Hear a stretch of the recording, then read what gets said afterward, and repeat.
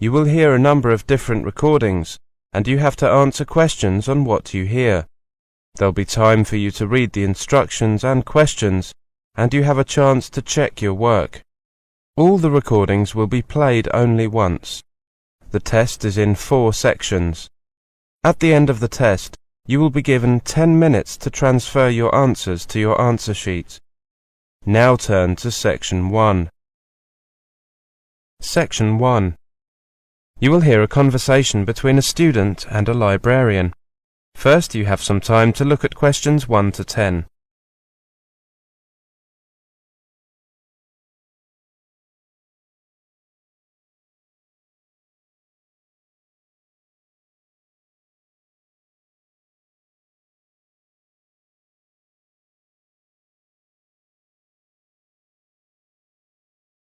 Now listen carefully and answer questions 1 to 10. Good morning. I'd like to join the library, please. Of course. Can I just see your student card? Here you are. Thank you. Let me just check. Your first name is Garba, G-A-R-B-A, and your surname is Buwal, B-U-W-A-L. That's right. Can I just get some additional information from you for our database? It won't take long. Sure. Could I have your address, please? Here, in Newtown? Yes. 16 Bridgeway Road. Is Bridgeway written as one word? Yes, it is. Thank you. Which city are you from? Just the city. I don't need the full address. I'm from Lagos in Nigeria. And your date of birth? 25th of May, 1983. Which course are you on? MSc Engineering. Thank you. That's all the personal data I need. Your library card will be ready tomorrow. Would you like to pick it up here, or shall I send it to your department? I'll pick it up here. Could I just ask you a few questions? Of course. What would you like to know? I heard the library is open 24 hours a day. Is that correct? It will be from the 1st of October, but now we're only open from 9 a.m. to 6 p.m. because this week is only for orientation. There are no formal classes at the university. I see. It's very unusual to have a library that's open 24 hours. We are only the second university in the UK to offer this service. It was instantly popular when we introduced it on the 1st of March last academic year. What facilities are available here? I missed the orientation, I'm afraid. Well, you can see the 3 photocopiers over there by the large desk. The one nearest us is a colour copier.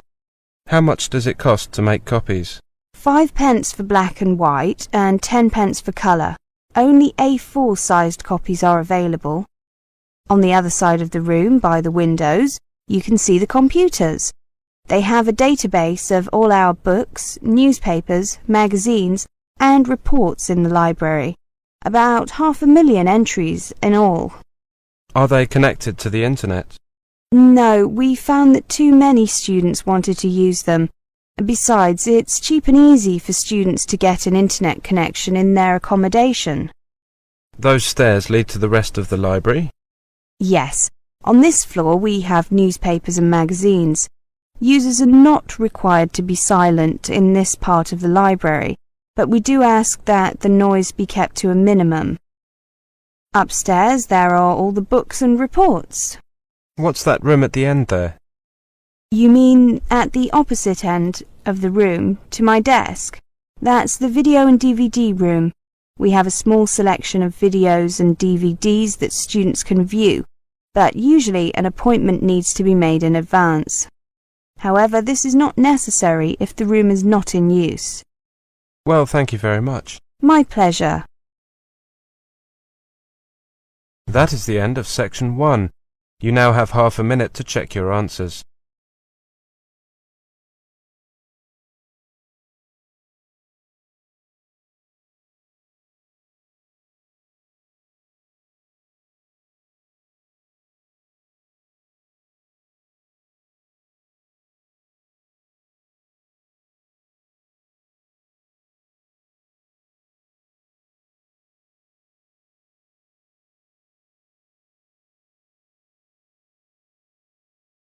Now turn to Section 2.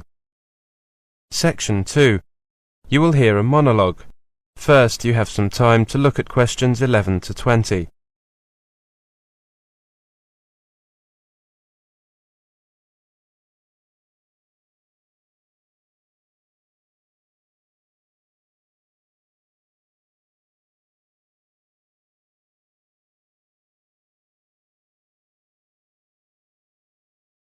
Now listen carefully and answer questions 11 to 20. Hello everyone, I'm here to talk to you about extending your leave to remain in the UK. Let me just check that you are all from outside the European Economic Area. If you are from the EEA, this information does not apply to you. Okay, let's begin. The very first thing to do is to take note of the date that your entry clearance is valid until, or the date that your leave to remain in the UK will run out. This is the date when your current permission to be in the UK will expire. By this date, you should either leave the UK or extend your permission to be here. As a part of the initiative to attract more international students to the UK, many international students are now given permission to be in the UK for the full period of study. Students on courses of 12 months or more that end during the summer will usually be given permission to be in the UK until the 31st of October. Students on courses that do not follow the usual autumn to summer pattern will usually be given a period that includes 2 months at the end of the course for packing up and making arrangements to leave. However, some students are not given permission to be here for the whole of their course at the very beginning. If this has happened to you, you will have to apply for an extension of your permission to be here. Start preparing for the application about 2 months before your permission runs out.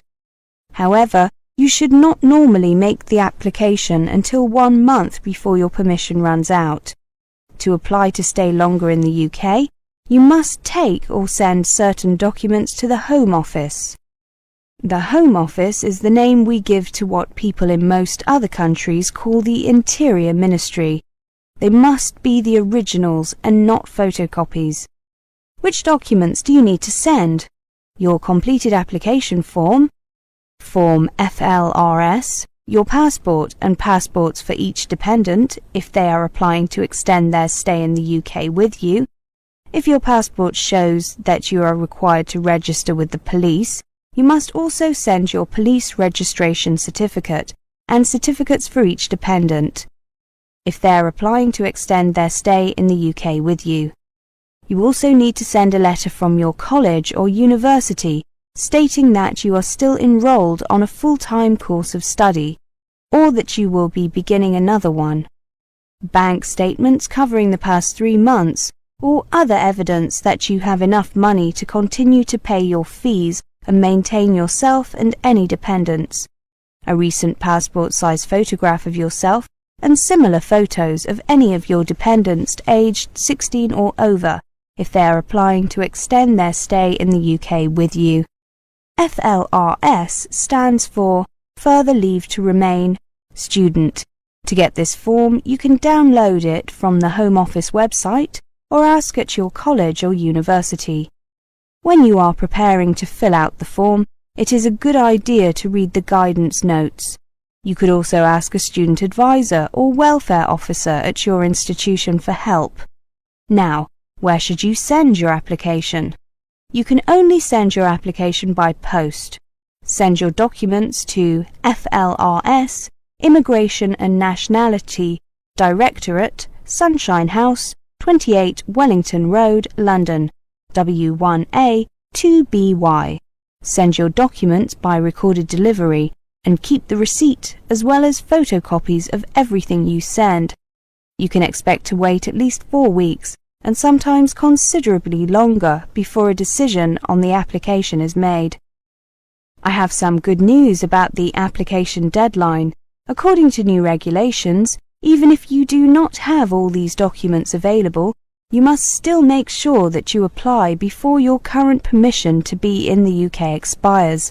Enclose as many of the documents as you have and include a letter explaining what is missing, why it is missing, and when you will be able to send it to the Home Office. You will then be considered to have made your application in time. If your permission to be in the UK has already expired, contact either a student advisor or welfare officer at your college or university, or the Immigration Advisory Service on their 24-hour emergency line 011 7378 9191, or via their website www.iasuk.org. Please note that if you do make a late application and the application is refused, you cannot appeal against that decision. If your application was made in time, and if your application is refused, you will receive a letter from the Home Office telling you why. The letter will also tell you whether or not you have the right to appeal against the decision.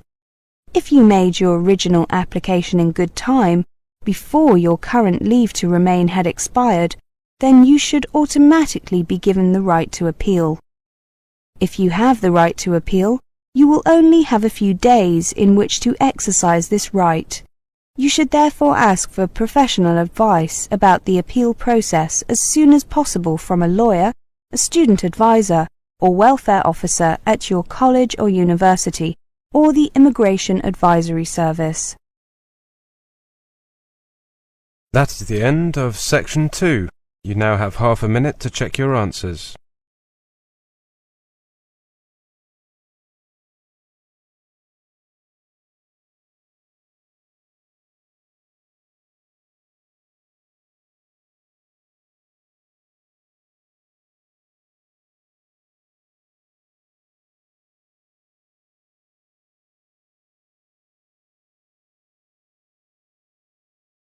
Now turn to Section 3. Section 3.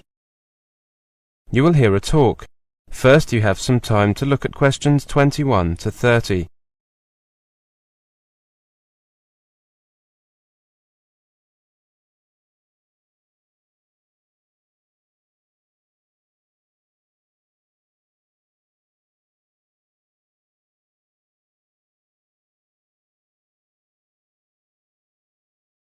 Now listen carefully and answer questions 21 to 30. Good morning. Your name is Claire Sanders, isn't it?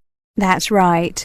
Well, Claire, as we explained in the letter, in this interview I'd like to talk about some of the things that you mentioned in your application form, such as your experience and academic background. I see.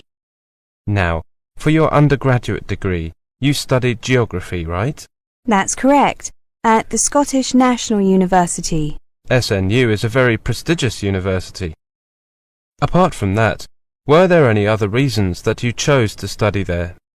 Well, you're correct in suggesting that the main reason I went there was due to the superior quality of the university, but there were two other reasons. The first was that it is reasonably far from my home. I wanted to be as independent as possible from my family whilst I was studying, and felt that that was one way of achieving that aim. The other reason was that the university offered an excellent program of summer work in developing countries, and that's something I was very keen on. That would be the Livingstone project. That's right. I'd like to return to that in a minute. Let me just check the optional courses you took in your third year. The two compulsory courses were methodology in geography and statistical analysis, and I chose infrastructure, development issues and geology in addition to those. I see. You clearly decided to focus more on the human geography side of things. Yes, I had worked on development projects abroad for 2 summers as part of the Livingstone project. The first project was in India and the second was in Sierra Leone. Could you tell me the main aims of the project and how you contributed? The Indian project was to ensure that a village had adequate supplies of fresh water and adequate sanitation. On that project, my role was to help lay pipes and put together various pieces of equipment. The project in Sierra Leone involved improving the infrastructure. The aim was to create rudimentary roads between villages so that they could receive aid and so that they could get agricultural products, particularly fruit and vegetables, to the capital and larger towns. My job was to help choose the best route for the roads, minimizing any impact on the environment while maximizing efficiency. How did you find the experiences? The Indian project was helpful in that it was my first experience abroad, and I got to see how small development projects can really make a difference. However, I found the climate, well, it was extremely hot and humid, and we were doing a lot of physical work, so it was, well, it made you appreciate air conditioning for a start. The second project, well, I enjoyed that a lot more. There was some physical work, but we had some machinery to help us clear paths through vegetation. I really enjoyed being able to put what I had learned into practice. For example, we had to choose a route on a map first of all, according to the contours of hills and valleys. Then we had to explore the ground and check that it was really a suitable route. And now you've decided to take a master's degree in development studies as a result. Great. Well, I just have a few more questions regarding... That's the end of section 3. You now have half a minute to check your answers.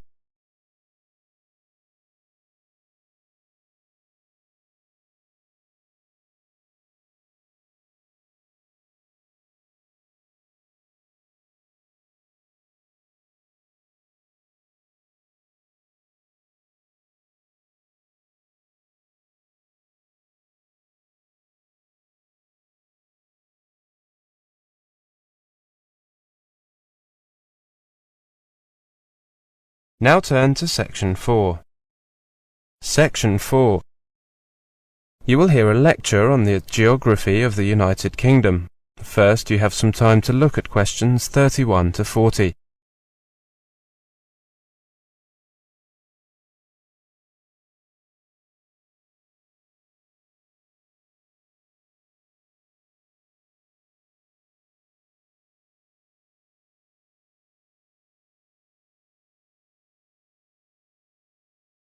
Now listen carefully and answer questions 31 to 40. Welcome to this introductory lecture on the geography of the United Kingdom.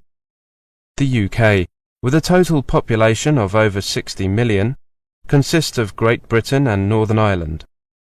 Great Britain comprises England, Scotland and Wales. England is the largest country of the UK, with some 52 million people. It is mainly a lowland country, with some upland areas in the north and west. The capital is London, with about 7 million people. There are many manufacturing industries, and farming is widespread, but the economy is increasingly service-based, and London is one of the world's leading centres for banking, insurance, and other financial services.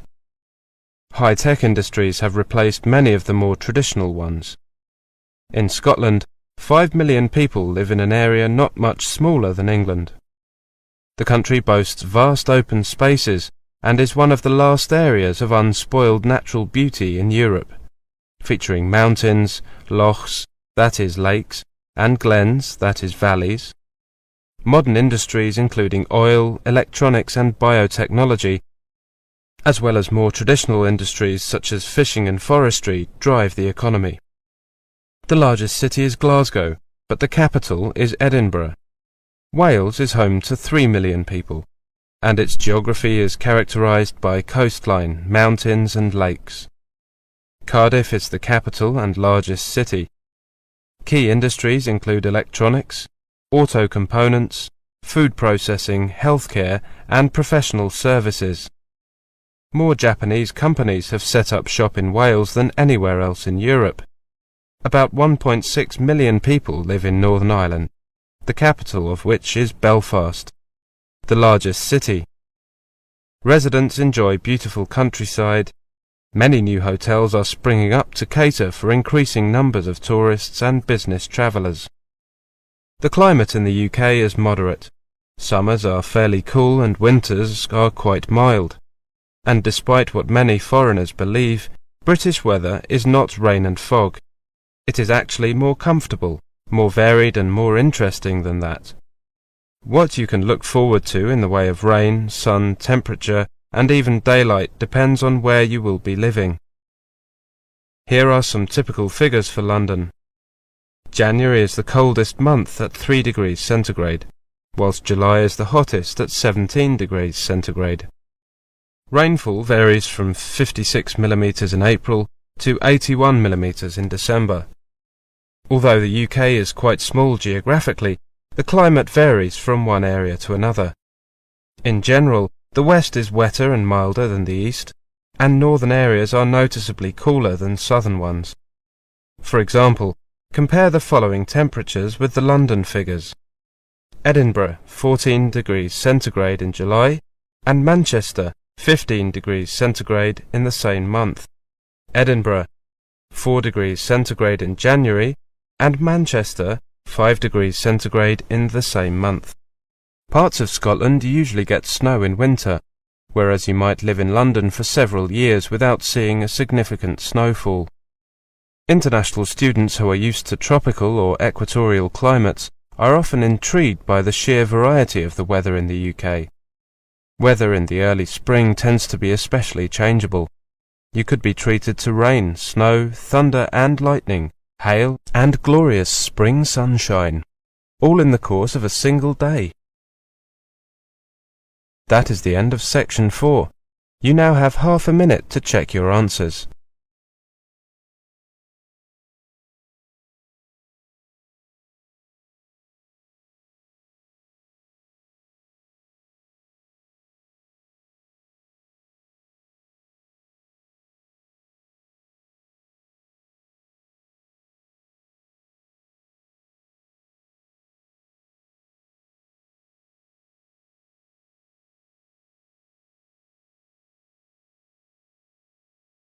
That is the end of the listening test, the IELTS test. You now have 10 minutes to